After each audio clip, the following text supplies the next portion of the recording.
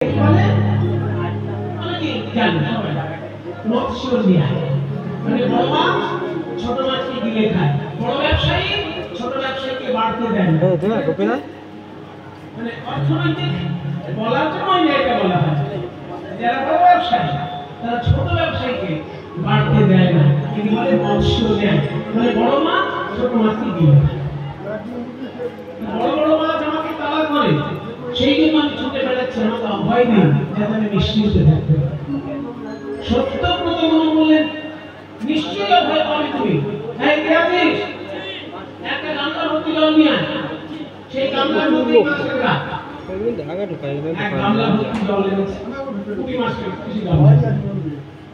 যেই গামলায় দিয়েছি পুঁটি মাছের গামলার মতো বড় হয়ে গেল কি? এই শোন, আমার সুইমিং পুলে নিয়ে যা। ওইখানে তো মাছ টাছ নেই, পরিষ্কার জল ওইখানে। এবার যেই রাজা সুইমিং পুল স্নানের জায়গা সেইখানে দিয়ে দিয়েছে সরোবর, বিরাট বড় সরোবরে দিয়ে দিয়েছে, সরোবরের পড়বে। এবার যেখানেই মাছটাকে রাখে সেই রকম পাত্রের মধ্যে বিশাল হয়ে গেল। শেষকালে রাজা তখন পুঁটি মাছ উত্তর দিল, আমি পুঁটি মাছ নই, আমি স্বয়ং বিষ্ণু। তোমার অহংকার চূর্ণ করবো বলে পুঁটি মাছের রূপ ধারণ করে তোমার কাছে এসেছি।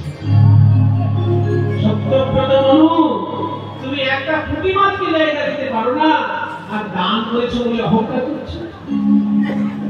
তখন হাত জোড়ে সত্যব্রত বলে, হে ভগবান, আপনি কৃপা করে আমাকে এই পুঁটি মাছ রূপে দর্শন দিলে, এতে ইতিহাস হয়ে থাকলো, আমার অহংকার চূর্ণ হয়েছে।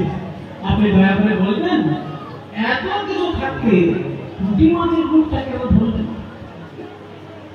তখন নারায়ণ বললেন, শোনো, কিছুদিন পরেই বিশ্ব ব্রহ্মাণ্ড জলে ডুবে যাবে, যাকে বলা হয় মহাপ্রলয়।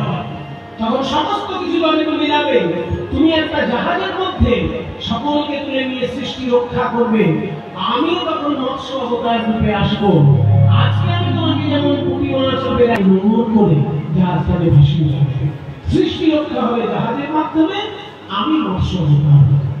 কিন্তু মৎস্য অবতার হবার আগে প্রাথমিকভাবে আমি তোমাকে পুঁটি মাছের রূপটি দেখিয়ে দেব। সেই জন্য এই পুঁটি মাছের চিহ্নগুলিতে মনে হয়। তার মানেটা কি? 10 অবতারের মধ্যে প্রথম অবতার হচ্ছে মৎস্য অবতার, তাই না?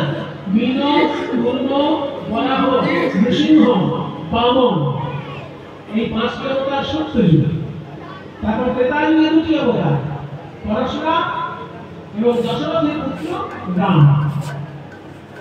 তারপরে দাপর যুগে কৃষ্ণের অবতার ধরা হয় না, কৃষ্ণের দাদা বলরাম।